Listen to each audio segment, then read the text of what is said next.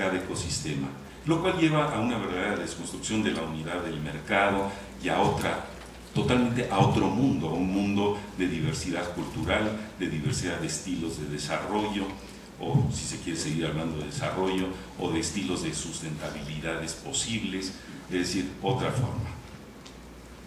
Eso es un paradigma, a mi punto de vista, interdisciplinario, porque lo que ahí se construye es la relación entre lo que es la naturaleza, cuanaturaleza, la productividad ecosistémica, pero atravesada por las significaciones humanas, culturales de la naturaleza y por incluso el uso instrumental del conocimiento científico y técnico. Es solamente un ejemplo.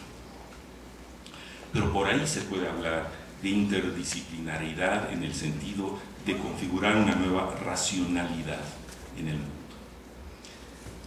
Lo otro, podemos seguirnos entreteniendo mucho tiempo más viendo cómo surgen nuevas ramas del conocimiento, nacen nuevas problemáticas a ser investigadas. Por ejemplo, tengo ahora, porque estoy leyendo el libro de mi querido y buen amigo Toño Azuela, el tema de la juridificación del ambiente y una rama de la sociología del derecho, que tendrá que pensar cómo vive en sus mundos de vida la sociedad ese proceso de juridificación.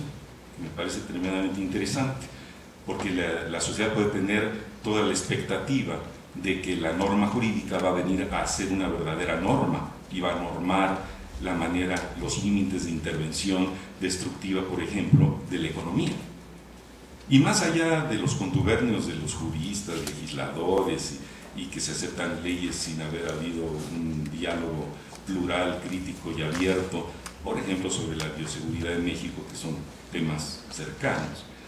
Más allá de eso, hay el tema de hasta dónde esa norma jurídica puede efectivamente contener los procesos ecodestructivos o generar otras maneras de convivencia con la naturaleza, es decir, el límite de eso, como el límite de la racionalidad económica.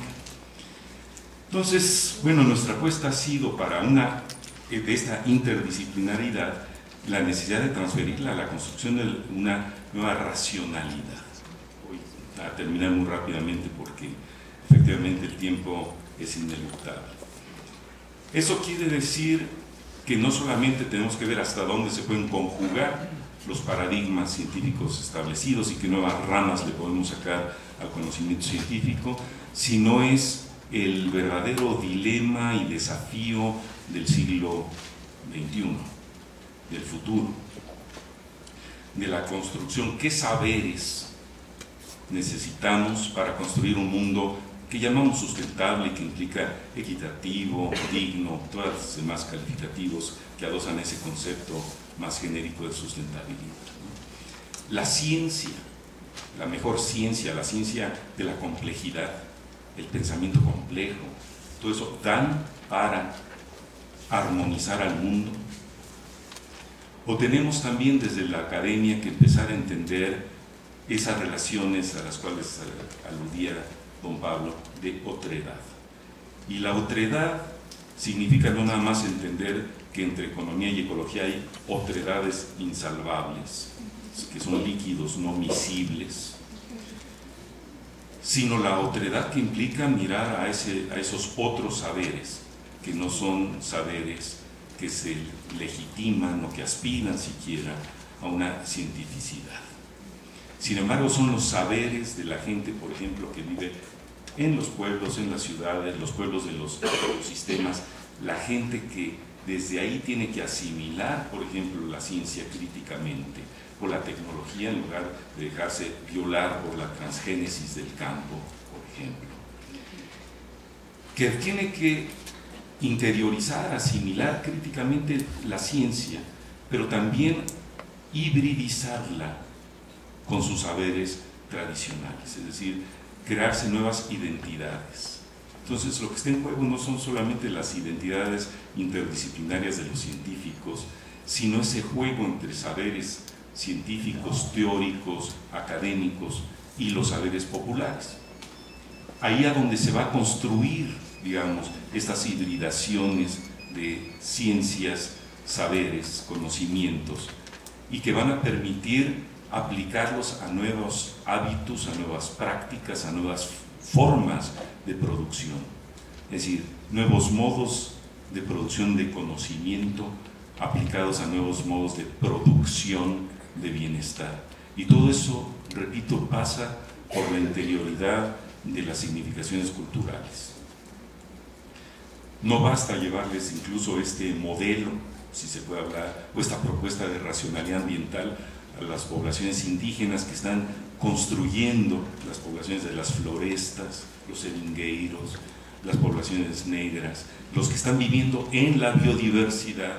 No basta llevarles una propuesta teórica de una nueva racionalidad ambiental, porque la respuesta de ellos es de que esto también es una manera de colonizar sus saberes y sus pensamientos. Dicen, ellos tienen desde sus entrañas culturales los conceptos del buen vivir.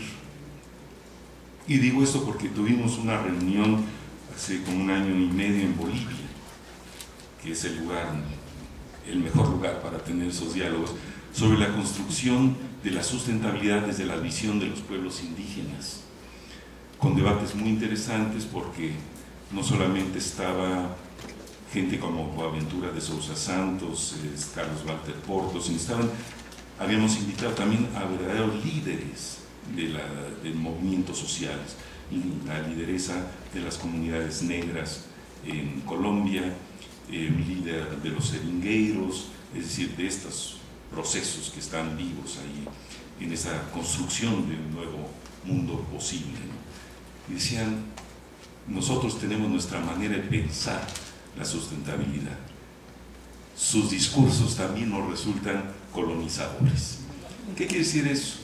No solamente estamos hablando de esta colonización de los superparadigmas, el de la economía, hoy el de la ecología, con esa pretensión de reordenar los saberes del mundo,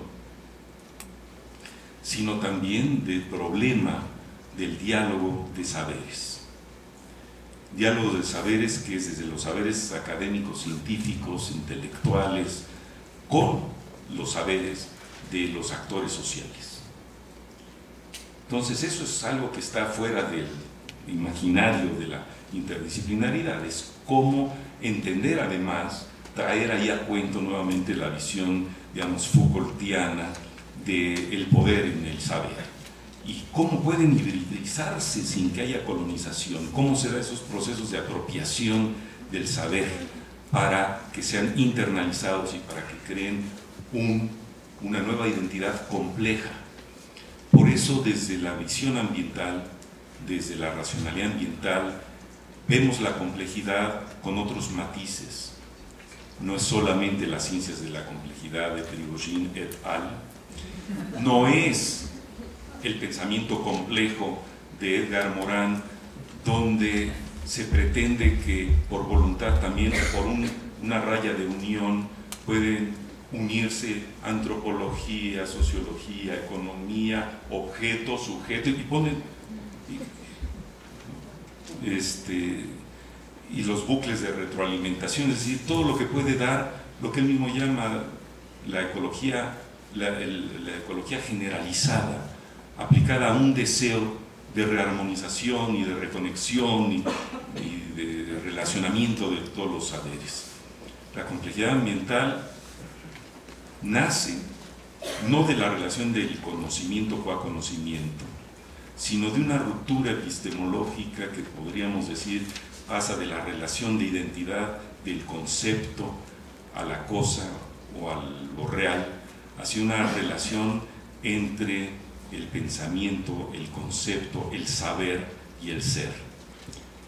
Y ahí podemos entonces pasar a entender cuestiones de identidad, no nada más disciplinaria, sino de las identidades de las personas rehabitadas por sus saberes, y que a través de esos saberes, pues entender el ser habitado por un conocimiento, por una cosmovisión, que hoy no puede estar aislada del mundo académico y científico moderno, pero que tiene que verlo críticamente.